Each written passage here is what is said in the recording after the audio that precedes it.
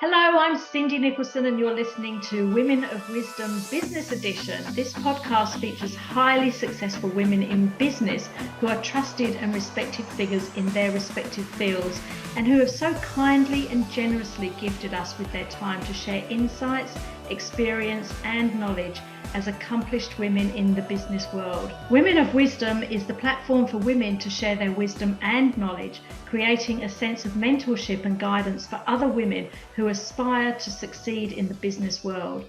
And today it's my pleasure and honor to bring you Nicola, whom I've had the pleasure of knowing since 1995 when we both worked at a global software company from Silicon Valley. So let me take you back to a couple of months ago. I was in London and the opportunity to catch up with my very dear friend Nicola was at the top of my list. And it wasn't just a coffee. We had a couple of days and several nights together. So we got pretty busy. You know how it is with old friends. You just pick up where you left off. And we indulged in some amazing food prepared by Nicola herself. Thank you. And we had lots of long walks in the meadows and long nights over wine where we discovered this amazing synergy in both of our areas of work. And as we have this amazing podcast, I just had to bring Nicola along. When we talk about incredible women, Nicola is top of mind for me. Nicola and I worked together during the late 90s, and this is where our friendship formed. And I have to say, Nicola is one of the most intelligent, adaptable, and resilient people I know. So a few weeks on, and here we are. And it's my absolute pleasure to introduce you all to her. Nicola is an executive CBT and EMDR therapist based in London and is highly trusted and respected in her field. And as we get chatting, you'll see how complementary EMDR is for empowering executives. Nicola delivered corporate marketing solutions and managed sales and customer events across the globe as a regional manager in Asia Pacific, the Americas, and the Levant, based out of Tokyo, Silicon Valley, New York, and Dubai. When she emerged from all of that, she switched her focus to mental health and has been working for more than 10 years therapeutically with adults, adolescents, and children in the UK's National Health Service and in UK schools. Leveraging her international corporate experience, as well as her extensive mental health training and experience, in particular, her proven track record delivering EMDR, Nicola's clients benefit from the seamless integration of EMDR into their coaching journey or as standalone modules as required. Now, before we bring Nicola on, I want to share a fun fact.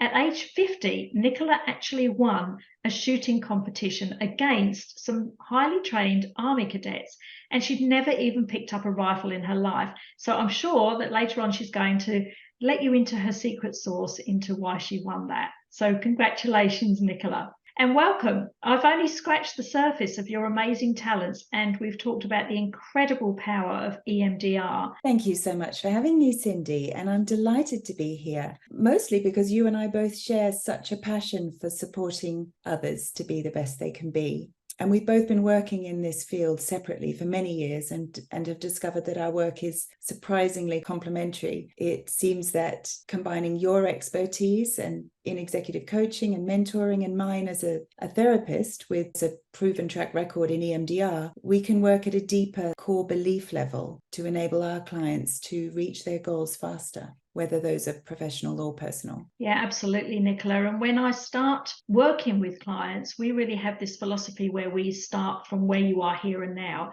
because coaching is really all about looking forward into the future. So we take that current status and we look at what are their aspirations and what steps do we need to go through in order to take them to that point where they can really reach their goals. So on that journey, we discover obstacles that could have been holding them back, including belief systems and so on. Absolutely. And I can imagine having someone with your skill set, your experience, and your levels of empathy to guide and support me to maybe break down lofty goals that I have into smaller, achievable steps. And I guess, Cindy, when you work with your clients, they get to each plateau, then you start to work with them to build towards the next step. Yeah, absolutely. It's totally a journey, Nicola. And they might define something in one session and focus on that particular area.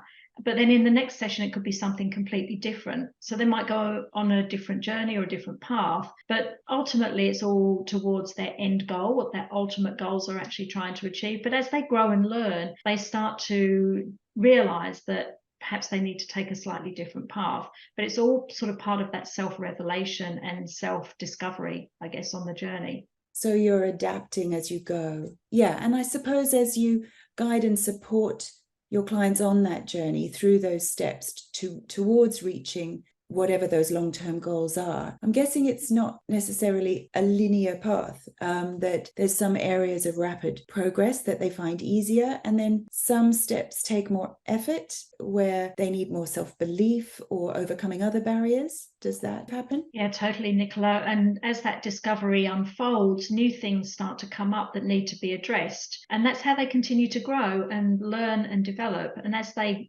go through that process of learning and growing, there are often a lot more new limiting beliefs that start to realize. So they just need to keep on breaking through those barriers as they go through that journey. So if we were to think of a fictional example, say a senior executive called Laura comes in to a session with you and tells you, Cindy, I know I have the skills and the knowledge to take on a C-suite role now, but I think I should wait a couple of years and gain some more experience before applying. So here, I guess there's a conflict between what Laura thinks and what she knows about her ability. Is that something you might come across, Cindy? Totally, Nicola. And in fact, you sparked my memory to a client that I have worked with in the past. And he's actually one of the testimonials on my website where he believed a certain achievement that he wanted to reach, which was not achievable until, say, 5 years, but we got him there within, I think, around 2.5 years. So it's often this lack of self-confidence or ability that they really need to have that unlocked. So once they can start to see their true potential, then they can actually go through that process to achieving excellence. So in that process, my clients tend to acquire skills or qualifications and maybe adopt new behaviours that are needed to reach those goals. And obviously, part of the work that I do with them is to support them on that journey as their coach. However, that process can sometimes take longer to materialise for them than we would hope. I mean, it takes around 3 months for a habit to change.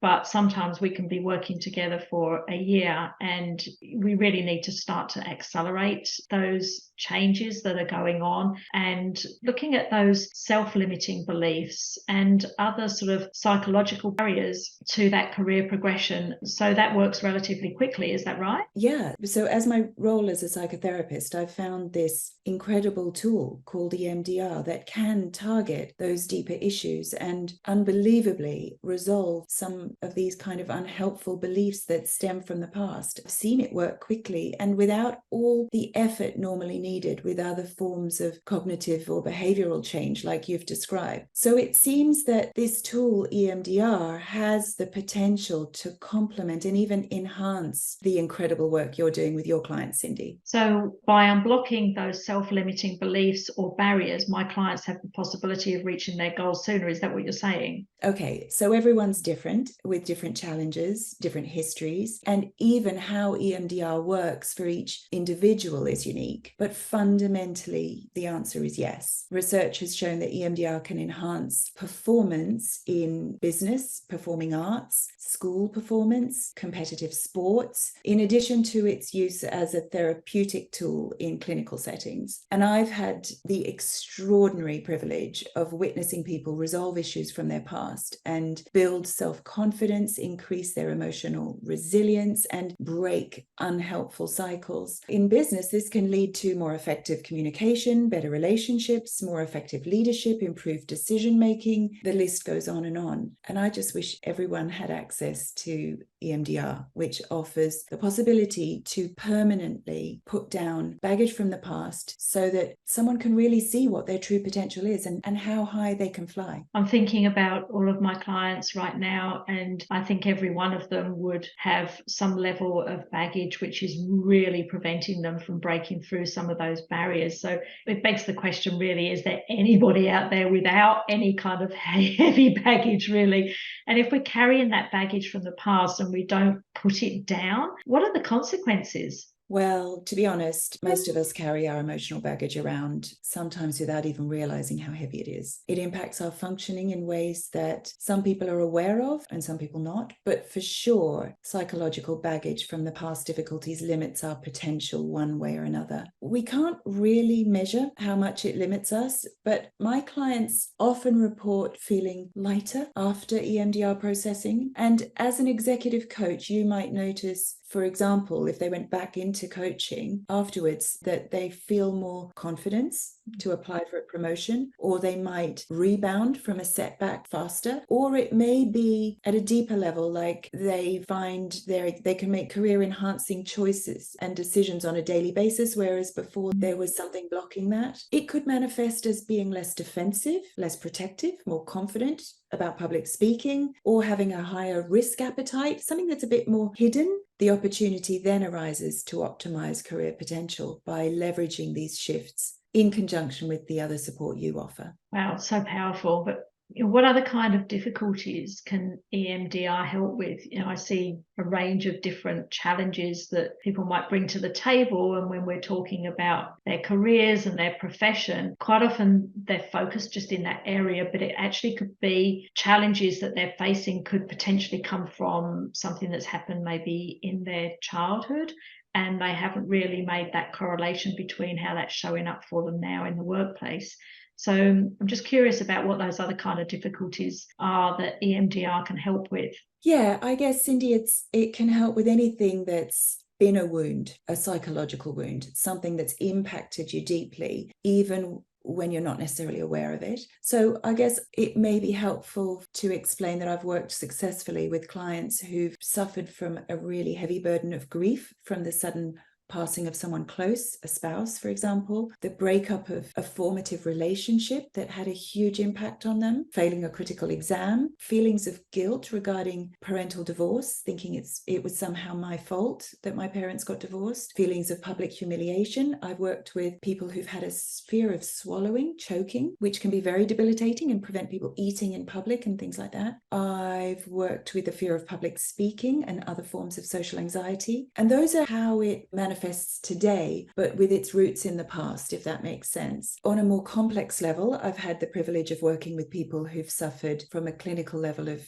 PTSD, post-traumatic stress disorder, associated with parental abuse, parental neglect, domestic violence, sexual assault or abuse, very violent crime, road traffic accidents, and unfortunately that list of those types of traumas goes on and on and on. But essentially, the goal of EMDR is to release people from dysfunctional ties of the past so that adaptive responses can be made in the present and then into the future. So painted with that broad brush, the possibilities are almost limitless, as we know that we're complex humans and that we're a product of our layers of experience, some great, some good, and some not so good, unfortunately. Nicola, it sounds fascinating, but can you just explain what EMDR is and how it works? That's a bit of a tricky one to answer, but EMDR stands for eye movement desensitization and reprocessing. The two leading theories are to do with rapid eye movement, REM sleep, that the EMDR replicates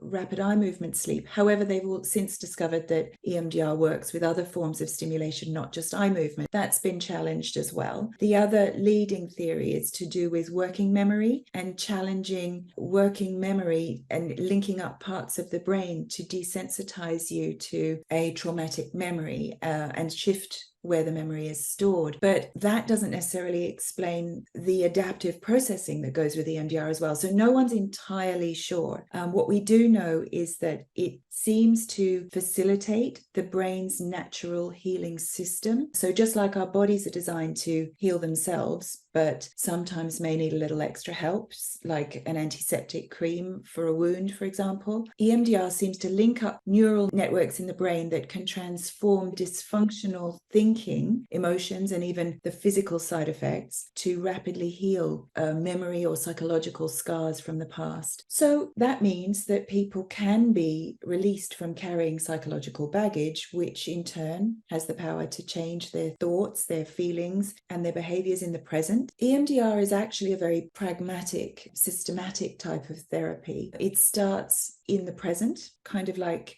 your work, Cindy, with what the current difficulties are. And then we look to resolve the origins of these difficulties at a sort of a felt sense, not just a thinking sense, but at a really deeply felt sense. And only when that's fully achieved, then EMDR is used to build a future template for improved future functioning. I love how it's, again, forward-looking. How do I improve? How do I take what I'm feeling and thinking and experiencing today and use these amazing additional tools that can help me really overcome those barriers to be this amazing person that I want to be, have this amazing life that I want to have, and to be able to leave all those things behind. I mean, it's almost like I can see this, the parting of the waves as your new life starts to emerge. And it's really interesting because until we spoke about it in London a couple of months ago, I actually hadn't heard about EMDR. Why is it that we haven't heard more about this? In fact, it was discovered over 30 years ago by a very astute academic named Francine Shapiro, and it now has a lot of research evidencing its efficacy. I think there's over 40 randomized control trials among hundreds of other studies. And just for your information, a randomized control trial is a very systematic way of measuring. It's kind of the gold standard in healthcare for measuring and studying the safety and efficacy of treatments. So it's got a lot of strong evidence behind it. But I think it's important to understand that to date, this tool has been used to help those most in need, and that's really people disabled by trauma, people suffering from PTSD in clinical settings. And for example, teams of EMDR volunteers fly in to support populations traumatized by natural disasters or other traumas. I think I was hearing recently about a team going in to support the victims in New Zealand of the various natural disasters they've had in the last decade or so. So why isn't it better known? I'm not too sure, actually, but I think it may be in part due to skepticism by medical professionals and other clinicians looking for concrete answers as to how or why it works, which we don't really have yet. We just have a series of hypotheses. So that could be the reason. Maybe it would be helpful. I have permission from a couple of clients of mine to share some experiences. Maybe it would be helpful for me to tell you some of the feedback I've received so that you get a sense of what it might feel like. Absolutely. That sounds amazing, Nicola. And what you've just explained is everything sort of around that medical profession, because it is being used in the situations where a lot of patients are coming forward who are traumatized. It's a real issue, and it's a treatment for that issue or those issues that they're having to deal with in life. And in some cases, I can imagine that they're so extreme that they could be causing suicidal thoughts, and it's very much at the very end of that spectrum of severity. But I think what I'm hearing is that kind of as that starts to unfold, and as you and I have realized by combining the work that we do independently,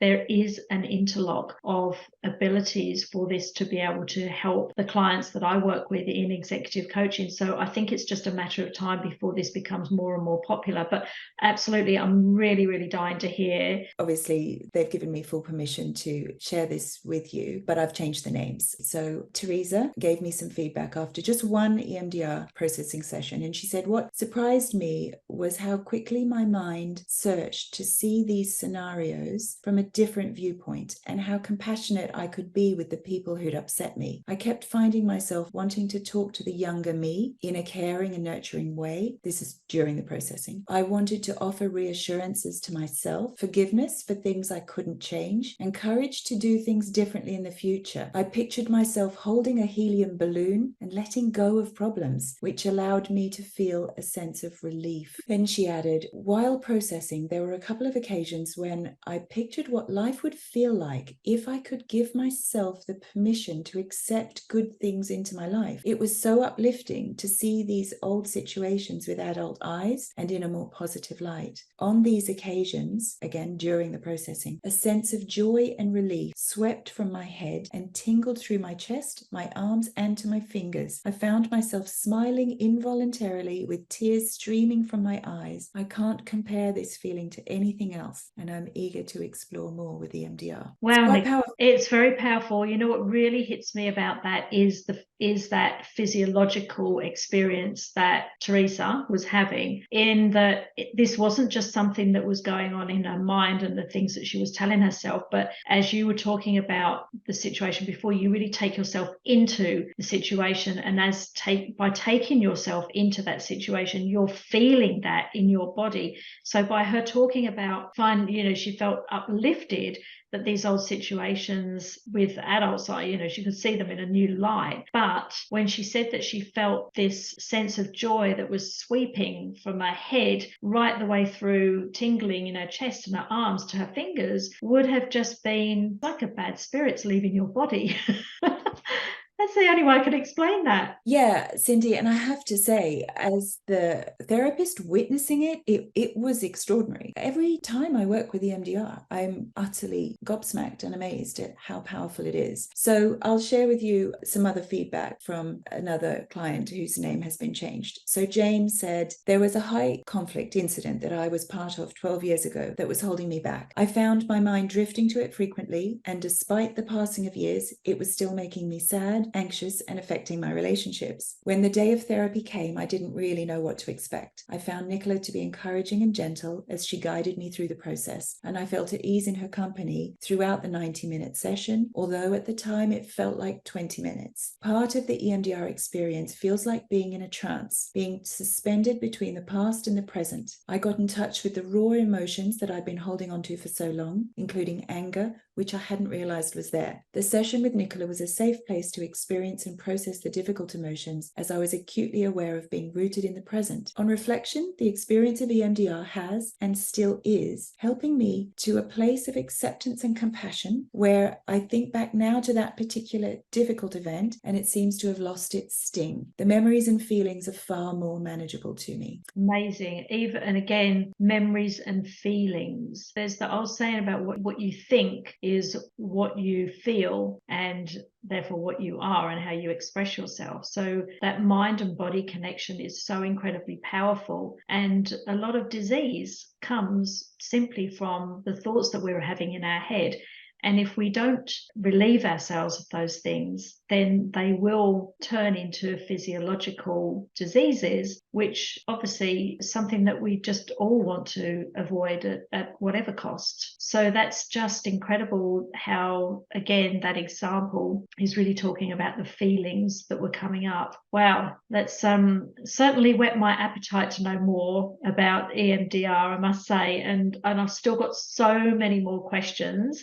But I know that we wanted to keep this first session just to kind of an initial chat, just a bit of an introduction. So maybe I'll need to save those other questions for a subsequent session and more detailed chat. And of course, what we love to do in Women in Wisdom is to learn from each other. And that's what we're here to do. So if we can encourage our audience, encourage our listeners to comment on what they've heard today, maybe put in some comments about what they would like to hear more about, then we would absolutely welcome that, because we're here to help them uncover these awarenesses, grow, learn with knowledge, and discover how this can help them to emerge and grow. So if there's something that's a burning question that's come up from anybody that's listening to this, we really do encourage you, please just drop us a line and let us know what you are really curious about. So I'll give you some email addresses in just one second that you can use to contact either Nicola or myself. I mean, I just have to say it's been such an insightful conversation, Nicola, and I can really see how EMDR can help my clients across so many areas that might be impacting their professional and personal life. Really, let's face it, whilst I work with people in their professional life, there's always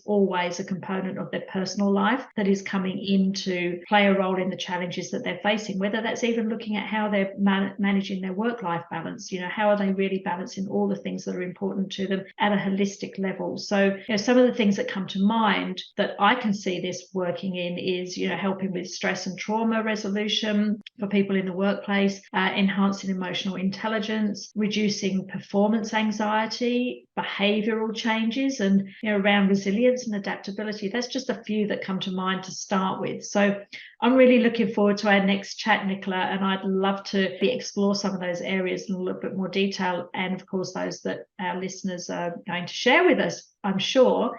And I just want to thank you so much for spending time with us, because I'm just always amazed by your work, and you just have this ability to take on a new area, really understand it so deeply, and then just shine in your best light in helping other people. So it just really warms my heart to be able to be here and to talk about this with you. So, unfortunately, it brings us to the end of this conversation, and I do really look forward to that next session. And again, I'd just like to say, if any of our audience do want to connect with Nicola or have any questions and leave a message, just drop a message on our channel or drop an email to Nicola at executiveemdr.com. So that's Nicola, not with an H, so just NICOLA at executiveemdr.com, or just drop us a note in the channel below.